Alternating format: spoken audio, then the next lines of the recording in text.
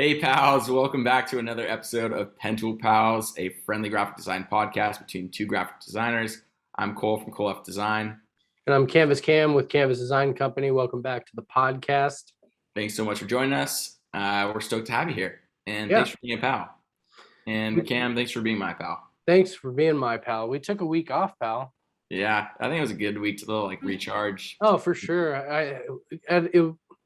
It came at a good time. I think we were both just really busy last week.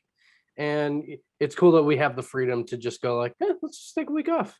Yeah. It's not like anybody's going where is it? Where's the episode? But if you are, thank you, because we're here now. And we won't leave you for too much long. We wouldn't do that to you. Sure. You're our pal. Yeah. I want to take a second just to acknowledge the death of Ade Hogue. Didn't know him, was a fan of his work, and it's a very sad situation, but we just want to pay our respects to Ade. Aside from that, very sad news. How was your week, Cole? How was your week off? My week was good. I finally was able to showcase some of these new projects that I've been working on Instagram. I've kind of been a little bit non-active, mainly just because I've been so busy. But I'm super happy that I was able to post all my Pacific Air Show graphics that I'm super stoked on. Dude, they came out looking awesome, man. Thank you. Yeah, that was a really fun project. Big shout out to Code 4 for partnering with me on the project and having me do these graphics. So thank you, Jackie, out there. And yeah, I'm kind of ramping up to do more posts, trying to get back into the groove of posting more often on social. Yeah. So I'm excited about that. But how's everything with you, Cam? You have a good week? Yeah, everything has been good. I've been barreling through some projects and taking on projects. Cole, you came to me with a project for Hallmark, which that was a really fun one. Appreciate you handing that over to me.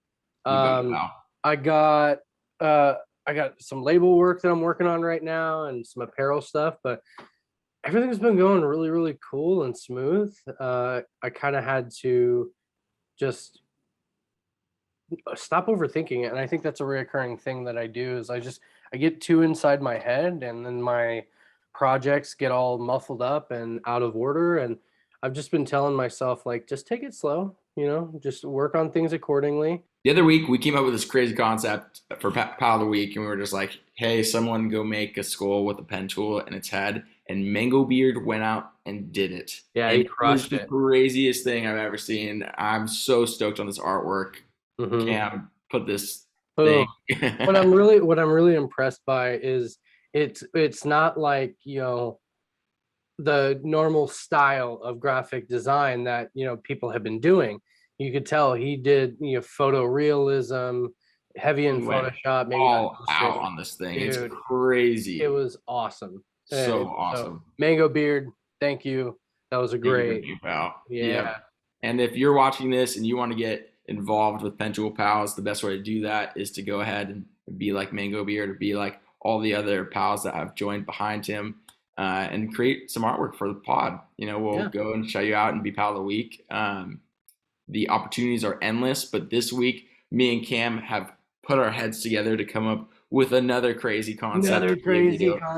That we totally know what it is, and it's going to be spoken in 3, 2, 1. This week's is a turtle in a race car that's racing on a pen tool. I don't know.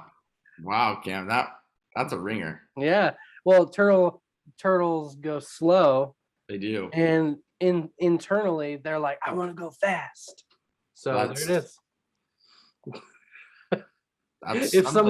If someone can conceptualize that, I'll be very turtle, race car, pen tool. If you can include all of the 3, that'd be great. Yep. Or maybe it's Shell is the race car. And he's flipped the opposite direction. Ooh.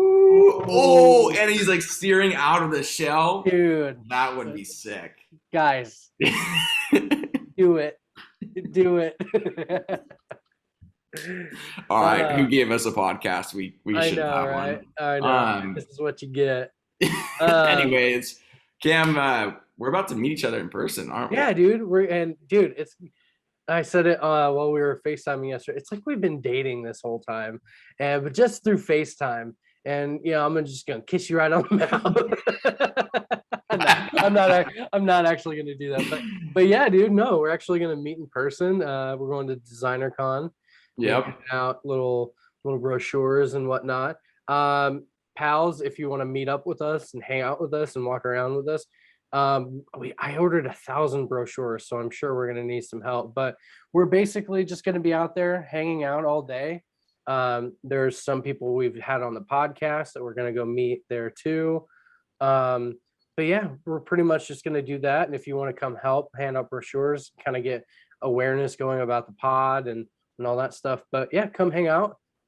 Thinking we're thinking about going to like a brewery after and having a little pal meetup and all that stuff. Yep. So if you're interested in coming and hanging out, talking shop with us all day, and yeah, shoot us a DM. Yeah, hit us up. I would love to see if you're going to be around, and don't be shy. Come say hi.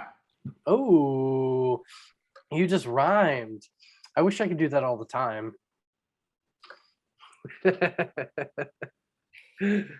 Well, all right. Let's get into who's on the pod today. And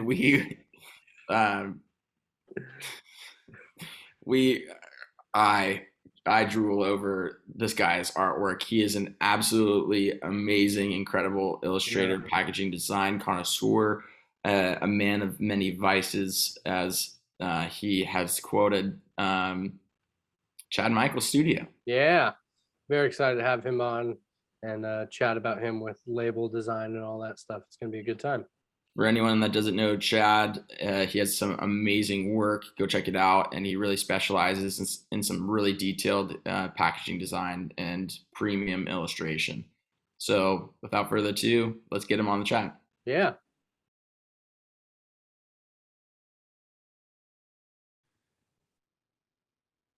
All right, we're live. It's happening. Chad, how's it going, man? Everything's great. Fantastic. Cannot complain. That's good, man. Thanks so much for joining us. It looks like you have like literally your portfolio behind your head. Yeah, it goes up quite a ways. This is the only shelf either. So yeah, you're so good at designing labels, man. Like it just looking at your stuff, I'm just like All right. Yeah, the drool factor is what I'm after. It takes a lot of time and energy to get there, as you guys know. For sure. Where are you based out of, Chad? I'm in Texas. Cool. Dallas. Yeah, downtown. So when I originally started, I lived in New York, and then that was a short-lived. The studio was birthed there, but only for like 6 months. Okay. And we moved back home, which is where I'm from. So I'm from the Dallas area. I missed all the trees, and I was tired of New York. For sure. The smell of piss is very strong there. I was over it. Yeah. Yeah, my girlfriend, every time she goes, she said, goes to New York, she said, I swear to God, I saw a rat like carrying a bag of groceries or something like that. Yeah, they're like, some of them are the size of little dogs or cats. It's wild. Yeah. When you have unlimited supply of food, I imagine there's just the potential is amazing. Oh, for sure. So you started, cool. I was probably the same thing that you were gonna say, Cam. It's like you started the studio, Chad Micheal Studio. Mm-hmm. Very pretentious, I know. You want to talk? Oh man. Well, we've talked about this on the pod a lot, like how I've named my thing Cool F Design, and I was never really sure how there could be that evolution of, should I keep my name? Should I not? Was there a Chad Micheal's, just Chad Micheal's before the studio, or? No, I worked at different agencies before I started Chad Micheal Studio, and so I was never like freelancing or anything like that. I made the leap after working 3.5 years or so at different agencies there. But the name change has always been like a struggle. Like I've thought about changing it. I've almost been there, and then I haven't done it because like as time passes, your name becomes more recognizable. Yeah, totally. So to change it becomes harder and harder. I'm still on the fence about it. Like, yeah, like I had Canvas Wear was my like original clothing brand, and I also had Werner Creative Design, which is my last name. And I came to this impasse where I was, if is that the right word? But I came to this like fork in the road where I was just like, all right, what do I do? And Canvas sounded really good, and people already call me Canvas Cam. So I was like, all right, Canvas Design Company, merge them together, and from there it was just that fits for me.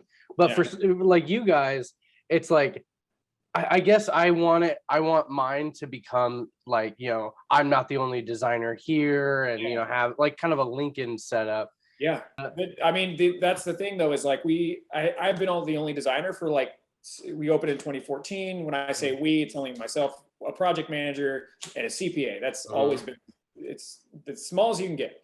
Same here. But I've thought about, because of the client growth and it building year on year, like on itself, sometimes it's a bit hard to keep up with everyone.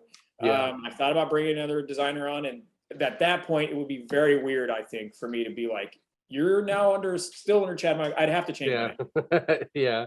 So, because I wouldn't want to work for, another small design studio where it was that person's name. Yeah. I don't know. I just think that'd be weird. I work for Joe Blow Design Co. So, it's like, there's some things like that though, in some really high-end paintings, like painters, like Jeff Koons, is that his name? Koons, the guy who does the blow up dogs. They look like balloons, but they're like dogs and stuff like that. Oh yeah, really, they're like inflatable party animal. But they're made of metal. Balloon animals. Yeah. But there's all these really well-known painters now that just direct, and I always thought that was kind of crazy, honestly. Yeah. But let's rewind, because I know we talked a little bit, or we brushed over it, that you had previous. We just went. We just went. Woo! Right to balloon animals, just like everything. Yeah.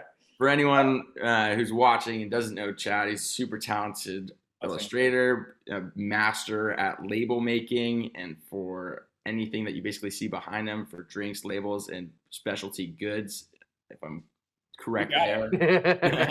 How drunk are you right tell now? us a little bit about that evolution, like before you started Chad Micheal Studio, and you said you were at some agencies. What was that like?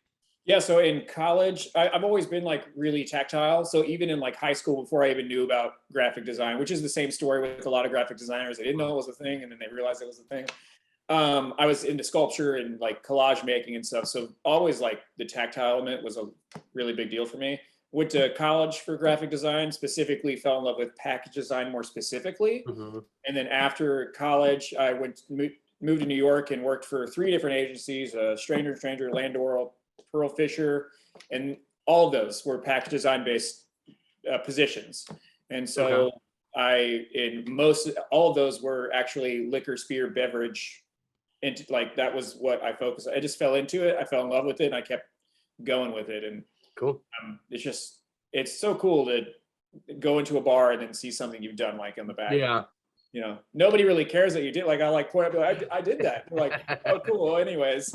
We've been talking about that for several weeks now, where it's like, first it came up with Clark Orr, but we had a whole joke going where it was like, do you say it? Do you not? Yeah. And then again, I'm going to put up the meme that Cole sent me. Do you think they know I designed the logo? Yeah. I think the only time I ever really say something is if I've had a few drinks. And then I'm like, I did that. It's cool, right? Yeah, it's cool, right? Yeah, but if I'm sober, I won't say anything most of the time. Yeah, I'm with you. I'm really meant to ask, because are you like a connoisseur when it comes to like bourbons or gins or anything that you have? Like, are you? I'm educated in terms of the information, like the process and all that stuff, how it's made, distillation, all that stuff. But as far as the taste, my palate is not like a connoisseur palate. Yeah. I didn't necessarily mean it more so on like that end. Just like if you just loved, not like, no, I'm not asking if you're. Oh no! Slowing down. Your technology is ruining you. Cole got drunk just talking about it. Say it again. I was like, I'm not asking if you're an alcoholic. I'm just asking if you love like alcohol. You know what I mean? I drink. I drink not heavily, but often. It's part of the job description. So anytime like I'm out, it's like research. Really, not really, but really. So I do like to try more specifically gins and bourbons. I like to try them straight more than anything, but I still don't like love drinking things straight. Like I like a nice old fashioned. That's about as strong as I mean, that is a strong drink, but I like a little something in it. There you go. Me and Cam are both avid drinkers as well. But I think that even weirdly, I feel like, I don't know, it's not even weird, just mainly in graphic design, when you first get into it, there's a few things that everyone really like gravitates towards and wants to hit. And I think off the bat, because we're younger and not able to drink, it's like apparel and clothing. Yeah. And then I think it just immediately gravitates towards like coffee. And then when you're even not even able to drink, like you want to design a beer or a whiskey or something like that. And I don't know exactly why, but I have to say that I think it's because the branding is endless there. Like the opportunities for what you can do for those. Oh yeah, dude. There's so many breweries, distilleries. It's rotating graphics, and there's always going to be a demand there.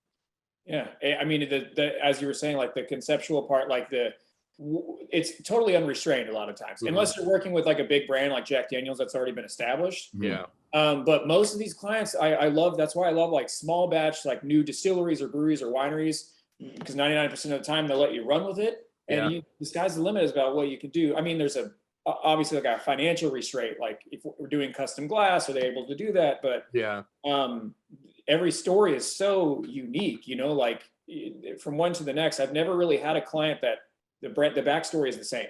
Yeah. And so there's always a different route to take it visually and conceptually and all that stuff. So it's what makes it really fun. And are you a part of the process of like choosing the bottles and what style and what shape? Yes. And how does that dictate the way that you set up the label and the badge and stuff like that? Yeah, so it's very I consider myself all inclusive. So from custom glass to closure to label design to speccing everything for production, everything is here. Okay. It's just how I've been well educated over the years, so I can handle everything.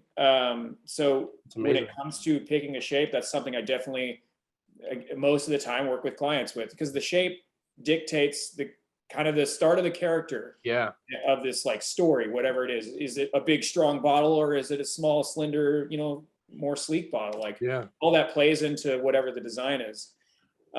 So I have glass suppliers, there's like 5 or 6 throughout the world that I'll send a catalog to the client, and I'll say, hey, here are my options. Here's what I think best fits where we're after. And they usually select one of those. That's awesome. Yeah, that's really cool. As far as custom glass goes, I'll design an Illustrator, like the custom. We have the squeakiest door in this. It's all good. You're probably gonna hear my dogs bark at some point. I got a new puppy, and so can you pick him up? I can if he comes next to me. I picked up my other dog Herman so many times in this thing, and this is the first podcast that we've done with Frankie, and he has no idea what's going on. The thing that I put my green screen on, he likes to, or inside, he likes to sleep on top of it. Come here, Frankie. Come here, Frankie. All right. Well, I wasn't expecting to show the new pup on the podcast, but here we go. Come on. Oh, there we go. Hi, Frankie. Look. Hi, Frankie. Is it a French bulldog? Yeah, he's a French bulldog. Okay. Yeah, he's just a baby. I've got another one right over here, just mean mugging me. He's like, I cannot believe you are showing Frankie to the podcast. He's so cute, man. Yeah. Say hi, Frankie. I love French bulldogs. So anyway, hi. Yeah. Back to what we were saying, because I was really curious about what that process looked like for you in general, about like how you start from basically concept to design. Can you talk to us, like, what is the first like phases when someone comes to you and asks, like, I'm starting a new small batch brand? First phase would be filtering. I filter. I've been lucky enough to be able to be picky about the stuff I take on, because I can only take on 20 projects a year or something. Oh, wow. And so the first thing is the filtering. You see those red flags, I have Illustrator, I need it yesterday, we're going to need native files, like just the scary stuff. And so I go through all that and I find the good ones. And then I jump on a phone call with them, and you know, the rapport is a big deal to me. If like we hit it off in a certain way, like I know it's going to be a great relationship. Yeah. The few times that I've gone against my gut and I've had a phone call with somebody, and I was like, it's kind of like I'm getting like a weird feeling about this. Like it's never ended well. Like it's something has happened along the way to where, you know, they cut it short, or, you know, they weren't just good people to work with. Yeah. And so the vetting, I send over a proposal, they sign a proposal. And then after that, there's a questionnaire I send. It's like 10 questions. Sometimes I ask people really specific things, like if you had to, how you envision your brand, if you had to personify it as a movie character or as a person or as something like that, helps out a lot. Like if somebody says like it's, you know, Tom Hardy from Lawless, like that gives me like a really clear direction about the attitude of where this should be. And then from there, I build a very 5-page, maybe long presentation of mood board, overarching strategy, key points. Boom. I'm sure you guys do the same thing. To a degree. A very dialed down version of that. Yes. Yeah. It was fucking crazy because they would present like these 30-page brand decks and for clients to go through. And I was like 99% of this stuff is not useful. Yeah. Right. Really. Sure. Like, you know, it's really good though, Chad, because like in the beginning, like what you've already said is information for some people, like about the vetting process that is so important that if you get those red flags right, so many of us will just keep taking those projects just because it's like whatever, you may need the money, you think that you can overlook what's happening or you can make it better and whatever, and then, you know, just I've had too many red flags, and once you have them, you can see them even clearer in the future and get rid of them in the beginning.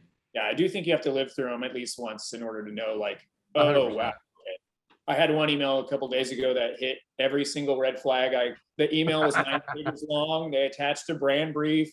They had like done some initial design work themselves and had sent it over. And I was like, none of this is good. But yeah, I mean, the vetting is, if you can afford to do it, and I totally understand, like if you're like, you know, you need to take on some work, but I've always pushed, I do student talks sometimes at like colleges and stuff. And I've always pushed like to put hypothetical work out there, like spend the time doing the work that the type of clients that you want to kind of bring in. And so, damn it, that text message just popped up on my screen. It's all good. I do the do not disturb, because with the second that like something pops up on our screens, we're just like super like our headspace gets turned. We're like this is the other one. Oh, they look almost identical. Yeah, almost identical. His head's just really big. And he has a white patch. The other one doesn't. Yeah, he has a big white patch. Frankie has a little T on his chest, but he was pawing up at my leg just now, going like, "Oh, I want to see." But anyway, sorry. If my baby wakes up, I'll hold him up. Yeah. It's like everyone showing the tiny things they have in their hands. I know, right? They're like fighting under my feet right now. I'm trying to get them to stop. But I mean, past the point of you know, a mood board, they approve it. Nothing between that and showing initial design.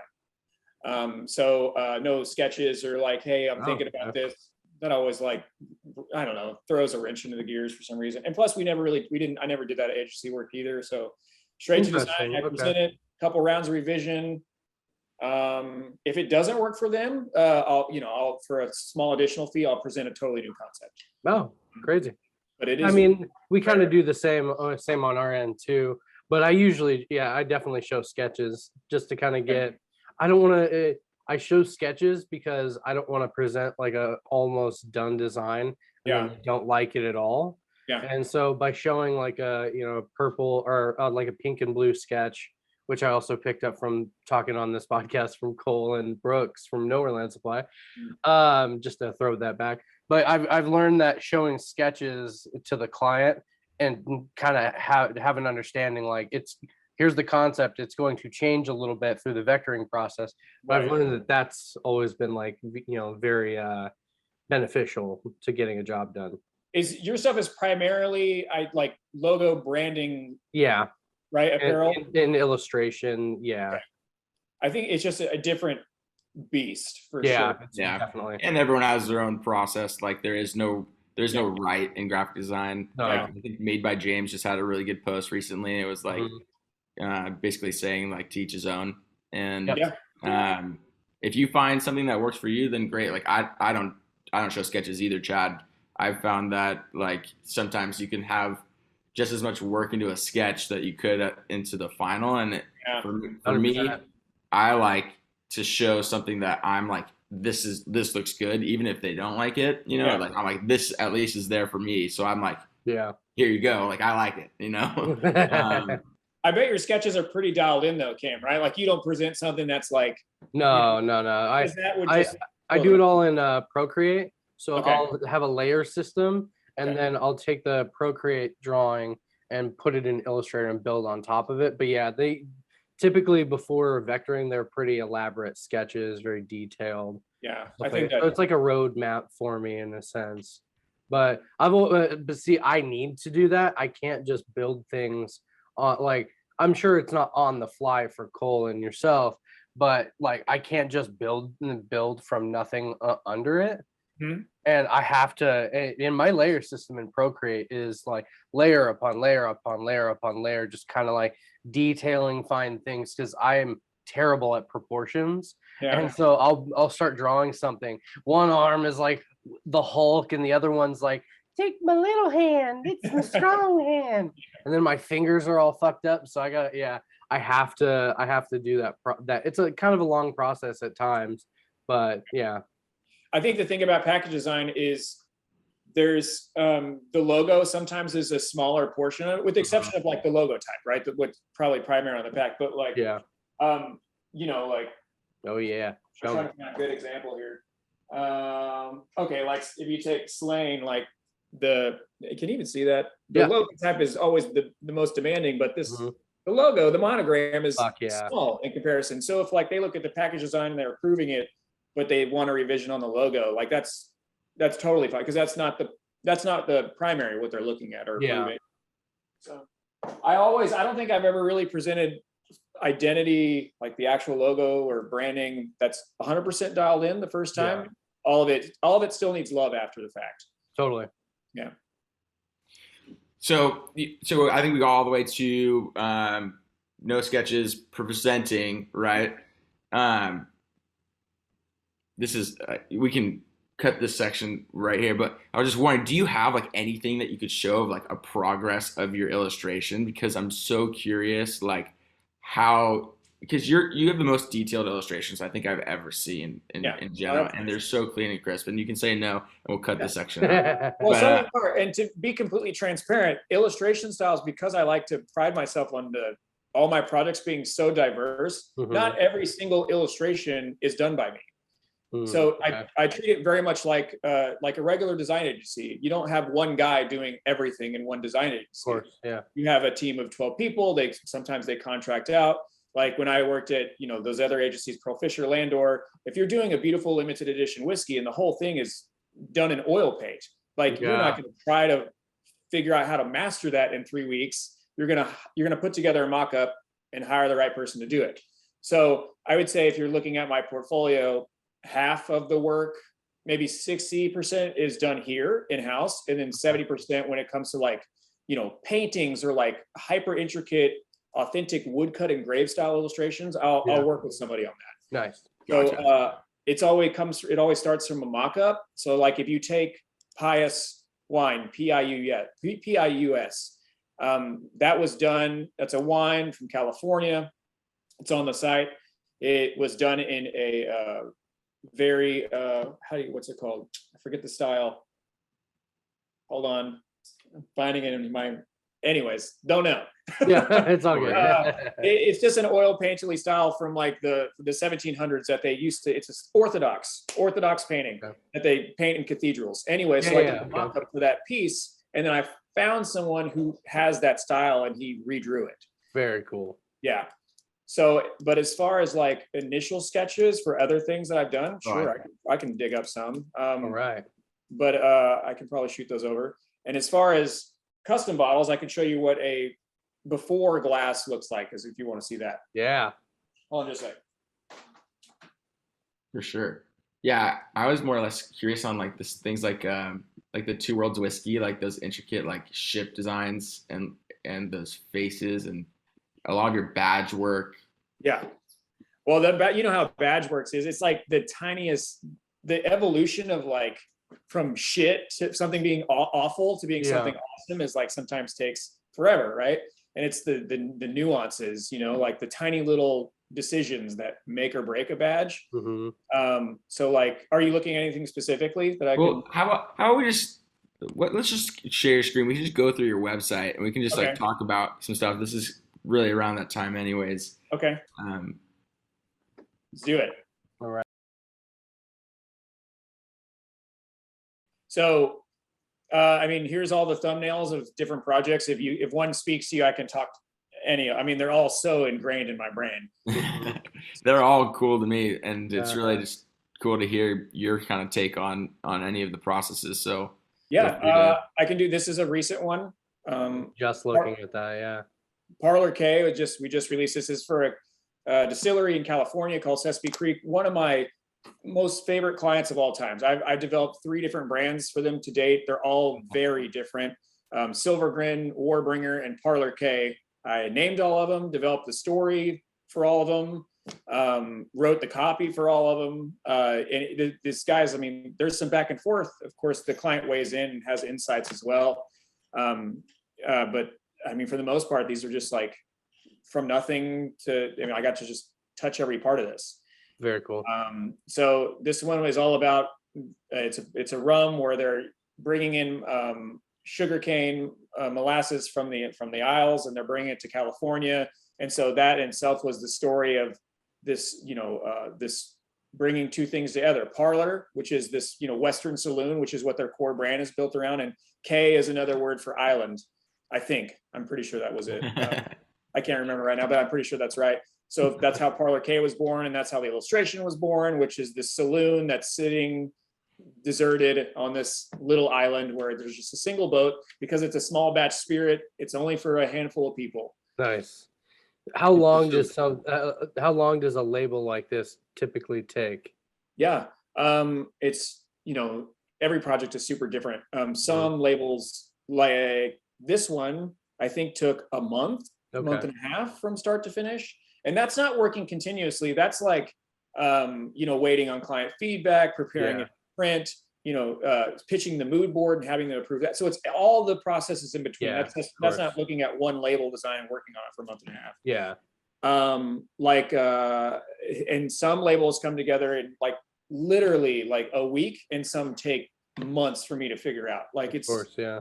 You guys know it's just like there's no science behind it. And sometimes your brain is fucking firing, and sometimes it's dead in the water. Yep. So I've had some strong creative enlightenment periods, and then some really like dead periods where I think I'm a piece of shit. I think you're not alone when it comes to that. You are not alone, my friend. It's like a full experience for any creative in any profession. They have those like giant waves. Oh yeah. So just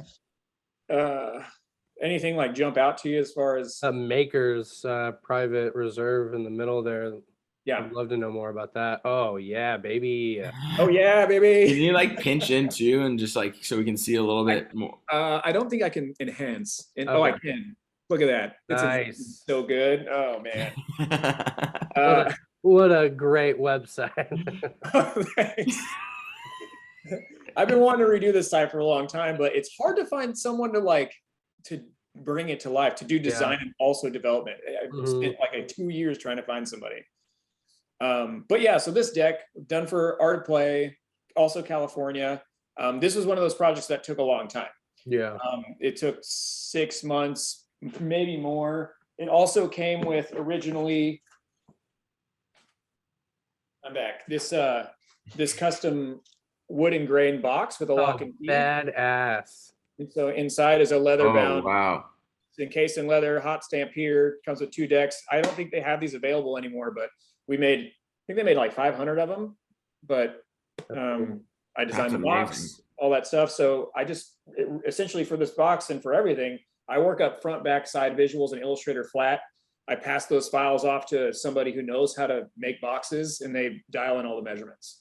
Do you get like a crazy design boner when like you get stuff in the mail that you designed? Every time. Every time, yes. Every time. I would too. Right through the zipper, you know? Yeah. I mean, your work, I would say, just like screams premium, like just beauty design. Like everything's just perfect in everything that it is. I really Yeah, appreciate it, it's man. just Like, all very well balanced and meticulous. Like every line serves a purpose, and it's captivating to look at because it's like, we pass by bad graphic design every day, oh yeah. and yours is just so well put together and cared for. Like you can tell that you put a lot of your love and your passion into each project. Yeah. Literal. I mean, I'm sure it's the same way for you too, because your work is exceptional as well. It's just like the tears. Sometimes it is like a fucking internal battle sometimes. Yeah. Because some people look at us and it's like think you like this just happens, and it's just some of this stuff takes a lot of work to get it to Yeah. a point. Most people just think and it's in my, I just changed my Instagram bio, but most people just think we're adults who draw. Yeah. Yeah. I had people tell me that before, yeah. Yeah. Or they don't get it either. Like I still like, they're like, wait, so you do the label and the glass? I'm like, yes. It's like they don't understand like people do this. Yeah. I don't think that anyone could really like see your work specifically, Chad, and actually wrap their heads around how something like this is made unless they have any sort of idea of like how to do design. Because you're just at a different level of design that is just so extraordinary, Yeah, that's high praise. I really appreciate that. I mean, and then you see people like drawing pictures and like, oh, then you're like adult who draws. Yeah, I've got the whole coloring comment before too, like, oh, you color for a living. I'm just like, yeah, no idea, because it takes all these different stages to be the best. For every stage, it has to be the best at that stage in order to get it to the final, like what you see here. So like from the design to the print to the production to the photography, like all those things have to be at the top of their game. Yeah. Where I honestly feel like I've failed somehow, so I'm trying to always push myself. It's a good thing and a terrible thing too. Yeah, I feel that. Do you have like a preference or a favorite when it comes to like one of these in style wise at least, or if like badges are your favorite, or I mean, I love anything in a circle, man. Like I enjoy. Can't go wrong. I had someone at the beginning of my design career go, man, everything you do is in a circle. Why don't you like try something new? And I'm like, dude, I like circle designs. I like badge style designs. Circles have been around since the beginning of time. I mean, dude, they're working. So without circles, we couldn't drive our cars. Catch the net, bro. I mean, I've broken out to different shapes, obviously before, but the circles are great. Yeah. You can't be if you're doing something different, it doesn't really matter what the shape is. Yeah. Can you scroll down just a bit? I saw something that I really, really loved. Where'd it go? Maybe up a little bit, maybe it skipped. Yep. But it was like this very well put together like badge. The iron spades right there. Oh yeah. So that is a thing of beauty. Thank you. And this is another custom box thing that I designed the whole box, and the fact that there are 2 drawers, and inside those drawers there's 2 decks on the top and chips on the bottom. Crazy. These projects take the longest amount of time. And so I actually try not to, I don't really even take on card deck projects. I've done 3. The amount of work they involve, I could have done 4 Spirit projects. So I don't take them on as much. I think the next card deck I do, if I do one again, will be for myself. Yeah. I'll put it out because there's just that'd be really cool. That is just so fucking beautiful. And I don't want to keep kissing I don't want ass, to keep but like, drooling on this. My but computer's gonna it's like malfunction from yeah. water. Everyone listening is going, God, just stop sucking his dick already. but It feels so good, it's but though. it's the amount of detail that goes into Yeah. this work, man, is just so, it's amazing. And it's a clear sign that you've been doing this a very long time, and you've been obsessed with it, and you have perfected it to the top, to the top tier, man. Like amazing Obsession is a great word to. I don't think if you're not obsessed, in graphic design in general, you won't ever like make it to like where you guys are. Just like doing beautiful work that people crave. Like you gotta like really be passionate about it. If you're going into graphic design and you're just like on the fence about it, you're not gonna be in it. Of course, I've got friends who also do graphic design, and they quit. I have a friend, he quit his day job around the same time as me, and he had to get another job. And he was asking me like, how did you get past that certain point? Like, how are you still doing this? I was like, dude, I love it so much. Yeah. Like, I love everything about graphic design, not just the design work that's in front of me, but I love the culture. Even before doing this podcast, I loved talking to other designers and, getting to brainstorm and bump ideas off of each other. I love collecting books. Like, it's just a thing that I am absolutely obsessed with. And you're completely right. Obsessed is the perfect word to describe, how we're getting this far in the industry. And we're still learning. Chad, I'm sure that you're still hungry to discover new things and new ways to do, design. And exploring is one of the things that, to be a good graphic designer, we're always going to have to be reaching for, the higher brass ring, Yeah, that's 100%. I mean, and I get like, I still like, there are always people who be better. Like there's tons of people who I consider better than I am.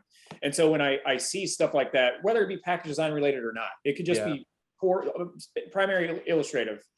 It shit both makes me upset and like the best way, like, but also fuels me. Like I saw something today from another agency who I consider like, they are my competition in this industry. And like, I was like, damn it. Now like immediately back to my computer, like trying to make the best thing possible. Yeah. I'm usually like that when Lincoln posts anything.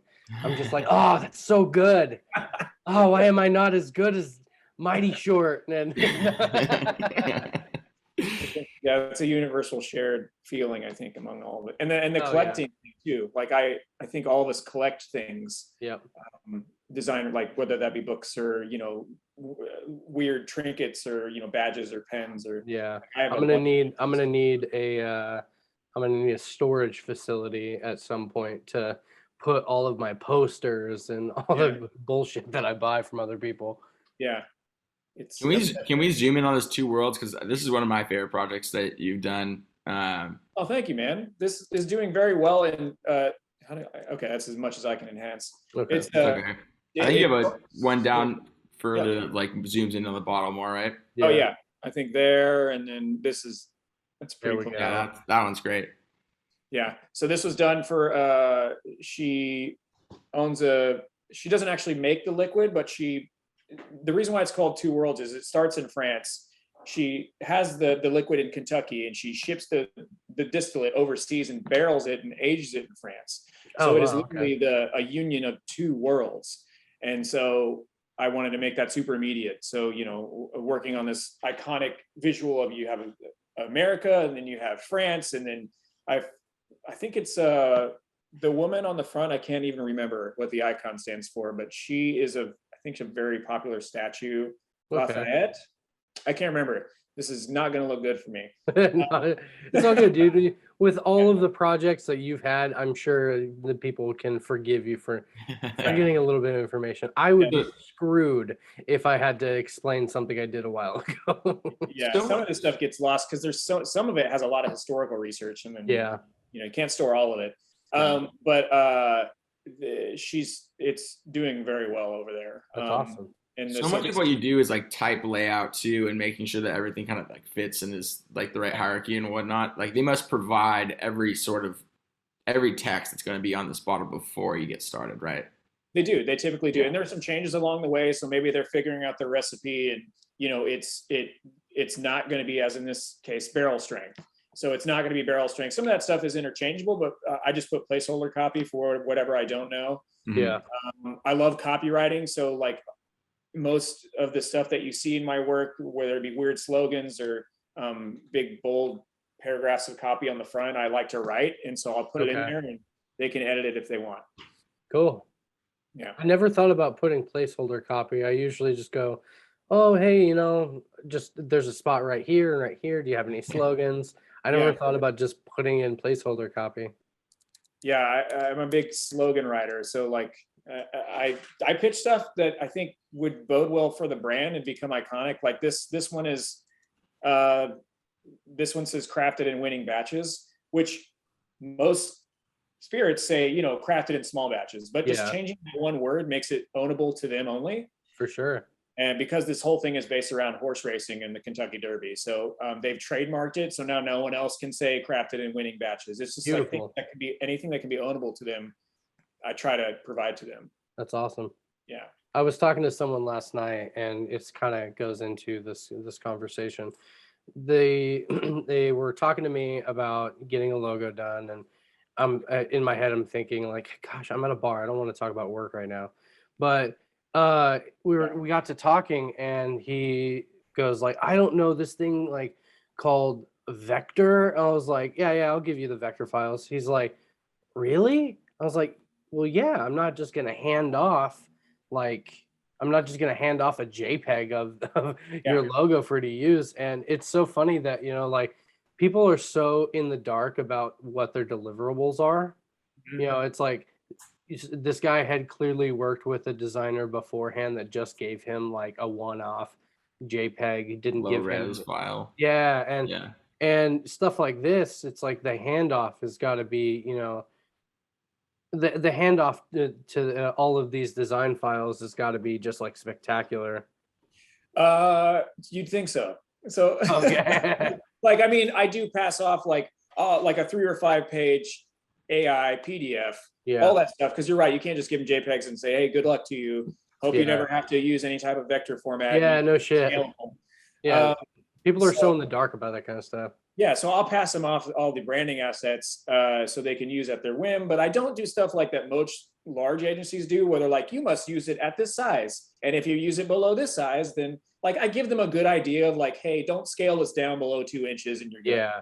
Like, but or like have 2 options where one's highly detailed and one's not. But I don't get really specific, like use these color palettes and not these color palettes, or like here are your core brand colors. I can only control so much about what they do after the fact. Of course, yeah. But the good thing is a lot of my clients, once they're clients, they always come back to me. Yeah. So if they have questions, they can just shoot me an email and I'll just do something for them. But with this stuff, I do a lot of just single full package designs. So this is a little bit of exception to where there was 3 different labels total. Yeah. So I was just about to ask, is that main badge on the top a part of the one below it, but is that just put on top of it? No, I'm glad it appears that way. No, it's all one piece.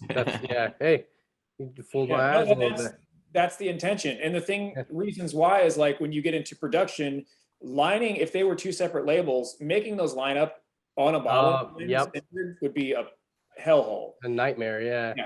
So I try to think about client and what they have to go through when they're labeling these bottles when I'm actually designing the product.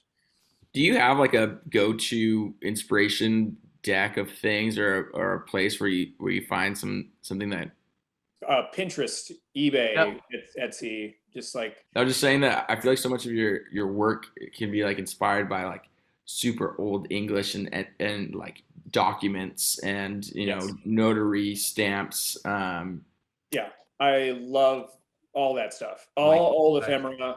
I think I'm just heavily. You could have designed like the Declaration of Independence. Yeah, that would be cool to redesign that. Yeah. A lot of this stuff comes from those places, and then through combining it with other things, other resources and other inspirations, it becomes something new, you know? Like Devil's Botany, the one I was just showing you, is inspired by Old London and Old London signage and apothecaries and textbooks. So bringing all that stuff and dusting it off and making it new and kind of more, it just makes it contemporary. Yeah. Absolutely. Do you like, so all the, like the pinstriping and stuff like that. So for that 2020 rye whiskey, do you just plot out everything and then kind of like copy it over? Do you start from like a base sketch? And then I know we were talking about sketches earlier, but yeah, do you just like put on top and then like double it over? Yeah, stuff like this, I don't do sketches of, like pencil stuff. I'll start in the computer solely with a single line. And so like for this one, for example, this went through a huge exploration. And then like, it starts with me just like working up the type. Yeah. And just type. And then I'm just, as you said, copying, pasting, and just building and seeing what works and taking a step back and being like, oh, I like the medallions down at the bottom. So let's bring that thing that was over here. And just, it's a constant evolution. For sure. Because this went through different styles internally. Like, I think this was the only thing that was pitched to the client in a less refined way, but it went through a lot of different types of ornamentation, and you know, some of it felt too busy, or it didn't feel Western enough, or a lot of this one was specifically inspired by old bank safes. They would use to hand paint on the doors of around the safe. You can't really get any of that through this, but you know what I mean? But that's where it came from. Yes, you can. That's awesome. I watched the Den of Thieves or Army of Thieves or something. It's the new Netflix I saw movie. last night. Did you just watch that? Yeah. Nice. He was obsessed with like Hans Wagner or whatever. I don't even know if that was a made up guy or not, but he was like just getting dorked out on all the safe stuff. And it really did look like intricate patterns within it. So that's cool. And past the actual locking mechanisms on some of the doors, they would actually hand paint the lettering and stuff, and do little ornamentation borders around the metal doors and stuff like that. But yeah, this is just a copy and paste situation. You gotta keep going until you figure it out. Nice. Yeah. My brain wouldn't even be able to put that concept together of like, okay, we're going off of nothing. I really admire that, you know, you can do that. Like that's awesome to me. Yeah, it builds itself, I guess. Yeah. You really have just like an amazing way of structuring the type with like filigree that's filling in spaces really nicely. But then you have these icons or these badges that have illustration marks that are also top notch, that are just influencing the whole thing. So together, it just comes together perfectly. Yeah, breathing room is, I like things to be a little airy. I mean, with the exception of, there are a few things I've done where they're packed to shit. I mean, but it's, you know, there's always room to settle. Where is this one? The Grand Cru is probably one of the most ornate ones. This is done a couple years ago. Wow. But I think it's crazy. But yeah, so this one started with, you can't see me pointing, just the Grand Cru. You can use your mouse. You can use your mouse. Oh yeah, okay, you can see that? There you go. Okay, so it just started with me working out the type at an angle. And then I literally just started building this section and this section and this section, and then I would paste it and then add more. And you know, I think the top was the last thing to go, or the monogram in the top that's hidden. Wow. I didn't even see that until that's awesome. Yeah, just hidden in there. This is also one of those that took a really long time. As it looks like it. Yeah. Screen printed, I think it's only a 2-color, and then we did these, we printed these tags with Studio on Fire. Fuck yeah. I know you guys know. That other almanac label you created was actually the first thing that I've ever seen of your work that I had found. This guy? Almanac, yeah. That one, yeah, that was the first label I've ever seen from you, and I was maybe 6 years ago. Does that sound right? Yeah, it's pretty old. Yeah. 7 years ago? No, it has to be at least 6 because the studio is just now 7. So it's probably, yes, you're somewhere around there though. But yeah, I was just amazed by this, and again, just like your filigree, if that's the correct term for it, with illustration in it, just is like so well defined, and it really has like a nice balance to the mark. Yeah, I love symmetry. It's hard for me to create something that is not visually balanced. I'm right there with you. Like, so I mean, there's a lot of beautiful designs that are done by, you know, other agencies and stuff that are off kilter, and it works, but it is not symmetrical. And I don't know. I just don't. That's the first thing big for me too. Yeah, that's the first thing my eye notices is when anything is off balance, you know. And so I'm also a big symmetry guy. Like I need things to be well balanced. I need the type to be placed in there, you know, just right, and the kerning be all good and stuff. Yeah. But it's just, I feel like it takes a really lazy designer to not, you know, make sure everything is well balanced before you present the deliverables. Yeah. Or like I've missed something that I didn't really catch until it was already printed. I was like, God, the spacing between those two letters is just like. I've done that too. It's off by enough to where it's going to bother you, but no one will notice it. Right. Yeah. Only you notice. Well, I appreciate you letting us drool over your artwork for what could be weeks or days or months. Thanks for drooling, man. I appreciate it. You've actually like lit like that fire I was talking about. So after we get off here, I'm gonna be working for the next couple hours. So I'm currently working on a label. I'm gonna jump back into it and probably trash the whole thing, but I'm gonna be so inspired. It's funny. Like I want to have like a more at some point have I don't know whether it's a presentation to students or whatever, be like show people like, hey, this is where this design Two Worlds or whatever it may be, this is where it started. Like these are like my internal rounds. Like, and so it'll help, I don't know, maybe students or people just see like you don't like just crap perfection, you know, or whatever. Sure. It takes a minute. If you want, you can exit, and that way we can still see the three of us. There we go. But how do you stop video? Oh, you already did it. You already did. Oh yeah, we're good. Okay. I'm curious. Is there like a label design outside of beverages and like playing cards that you would ever be really interested in creating? I like to consider myself like an agency of vices. So like cannabis, tobacco. Of course. Yeah, anything recreational. That's my niche. Perfume. I actually just finished a perfume project, which is a little outside of what I normally do, but nice. Things like that. I don't know. As long as the client and the story are interesting and like kind of like really pulls you in, like that's something I'm sold on. For sure. But I've been trying to get cannabis clients. I had one and I presented them with a design and I still love it. And it just like vanished. Just like, it's one of the few times I've just had a client just like, I hope he's okay. You got way too high, man. You got way too high and got scared. Forgot he hired me altogether. Yeah.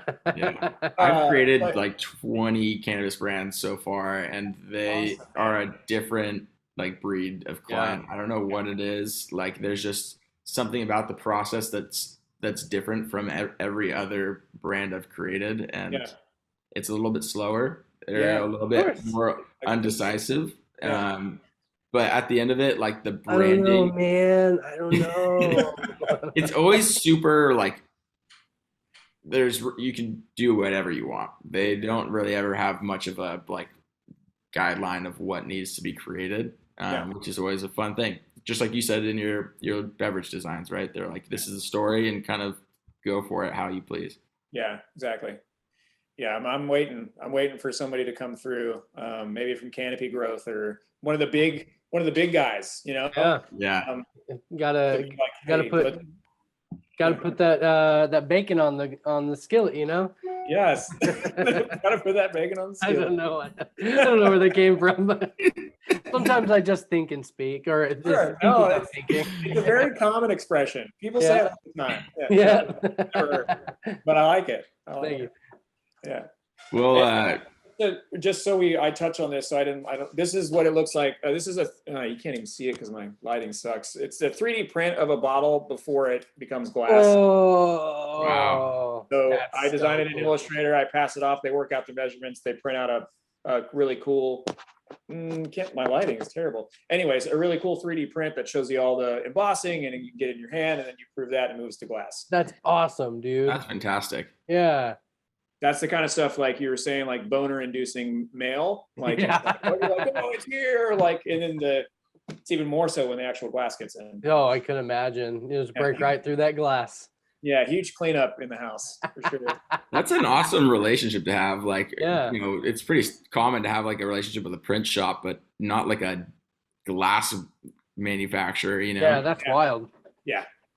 It's neat. It's cool to see the process too. Them like come off of a kiln and push into a mold, and they're all hot and glowing still, and you're like, "Fuck! I fucking made that bottle," and it's like it's on fire and it's being solidified forever. I don't know. That just got me hot thinking about it. Yeah. No shit. This is a really horny episode. Yeah, guys. this is a really horny episode. I think this Yeah. easily beats our horny record, which Yeah. A horny record. That's interesting. Yeah. So if we do this again, I'll just lose the top. There we go. Just pop it off. What about now? Yeah. I know, right? All this design talk. All right, yeah, we're around here somewhere, and she's probably like, "Oh my god." all right. Well, this got off track, and, that's fine. But Yeah. you know, I think we really had a crazy episode, just drooling over Chad's work, which is very well deserved. Chad, thank you for coming on, being a pal, Thank you and for being a pal. sharing all your work with us. Before you go, if you want to tell everyone where they can find you, and if you're not following them already, go do that. Yes, you can follow me everywhere across the board at Chad Micheal Studio. So I think only Instagram, Behance. I'm not on Twitter. I think that's really it. Instagram, Behance. Nice. Yeah, Hell yeah. find me. Find me. Come find me. Go get massive design boners over Chad Micheal Studios Instagram page. That's always my hope. You can email your design boners over to me at Chad. Well, be careful. Be careful. Tomorrow, it's like or Saturday's inbox is just flooded with things. With actual, that'll be weird. I'll email you. I'll forward you those if that happens. Okay, sounds good. All right, thanks. All right, well, it's good talking to you guys. You too, man. Thank you for being a pal. Thanks for being a pal, Chad. See you guys. Bye-bye. Thank you for being a pal. Hey pals, thank you for watching another episode of Pentool Pals. Hey, be sure to like, subscribe, do all that. Watch these videos if you haven't been to the podcast. Do all those things or your mouse is going to turn into a rat and then you'll never be able to use the pen tool again because you can't go buy another mouse after that. It's traumatizing. So like and subscribe. Thanks, pal.